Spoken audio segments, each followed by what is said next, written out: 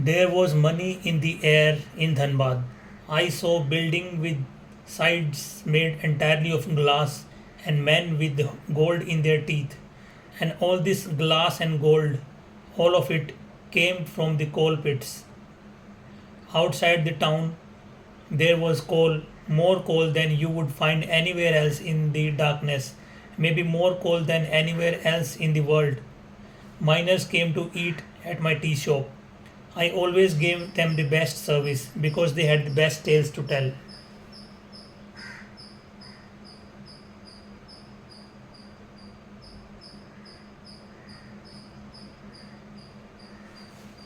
They said that the coal mines went on and on for miles and miles outside the town. In some places, there were fires burning under the earth and sending smoke into the air. Fires that had been burning continuously for 100 years.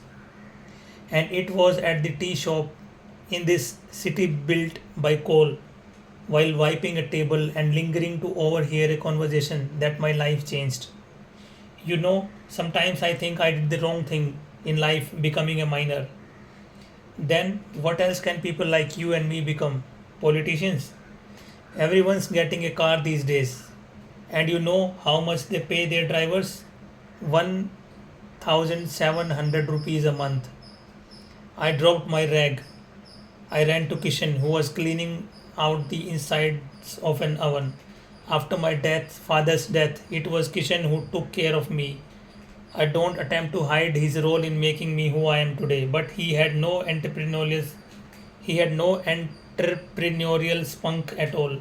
He would have been happy to let me sink in the mud. Nothing doing, Kishan said. Granny said, stick to the tea shop and we will stick to the tea shop. I went to all the taxi stands, down on my knees. I begged random strangers, but no one would agree to teach me car driving for free. It was going to cost me 300 rupees to learn how to drive a car. 300 rupees? Today in Bangalore, I can't get enough people for my business. People come and people go. Good men never stay. I'm even thinking of advertising in the newspaper. मतलब क्या हुआ कि भाई धनबाद में चाय बेचते बेचते किसी माइनर ने ये बताया कि भाई ड्राइवर को ज़्यादा पैसे मिलते हैं, तो उसका दिमाग घूम गया कि चाय बेचने से अच्छा है कि किसी का ड्राइवर बना जाए.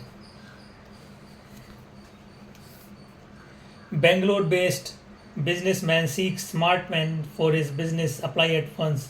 Attractive remuneration packages on offer. Lessons in life and entrepreneurship included for free. Go to any pub or bar in Bangalore with your ears open, and it is the same thing you hear. Can't get enough call center workers, can't get enough software engineers, can't get enough sales managers. There are 25 pages of job advertisement in the newspaper every week. 20 से 25 pages पे हर हफ्ते. Things are different in the darkness.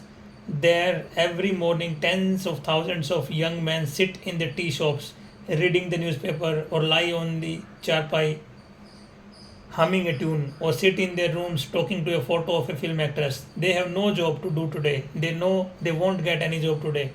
They have given up the fight. They are the smart ones. They are the smart ones. The stupid ones have gathered in a field in the center of the town.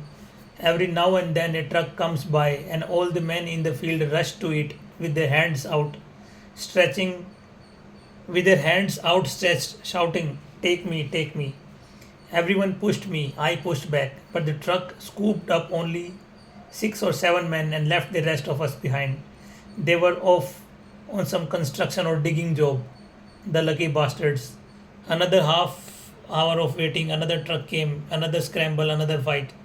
After the fifth or sixth fight of the day, I finally found myself at the head of the crowd, face to face with the truck driver.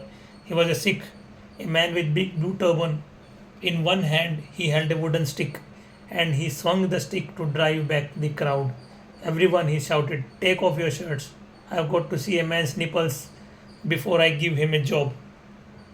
He looked at my chest, he squeezed the nipples, slapped my butt, glared into my eyes, and then poked the stick against my thigh. Too thin. Fuck off. Give me a chance, sir. My body is small, but there is a lot of fight in it. I'll dig for you. I'll haul cement for you. I'll. He swung his stick. It hit me on the left ear. I fell down and others rushed to take my place. I sat on the ground, rubbed my ear, and watched the truck leave in big crowd of dust.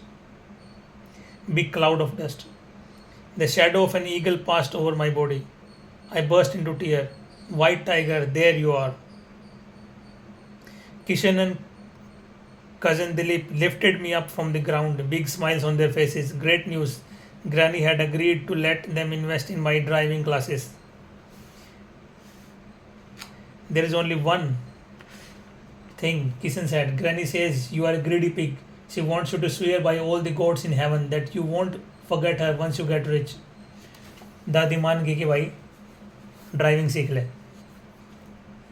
I swear. Pinch your neck and swear. You will send every rupee you make every month back to Granny. सारा का सारा पैसा वापस. We went into the house where the taxi drivers lived. An old man in a brown uniform, which was like an ancient army outfit, was smoking a hookah that was warmed up by bowls of live coal. Kishan explained the situation to him. The old driver asked, "What caste are you?" "Halwai." "Sweet makers," the old driver said, shaking his head. "That's what you people do. You make sweets. How can you learn to drive?" He pointed his hookah at the live coals.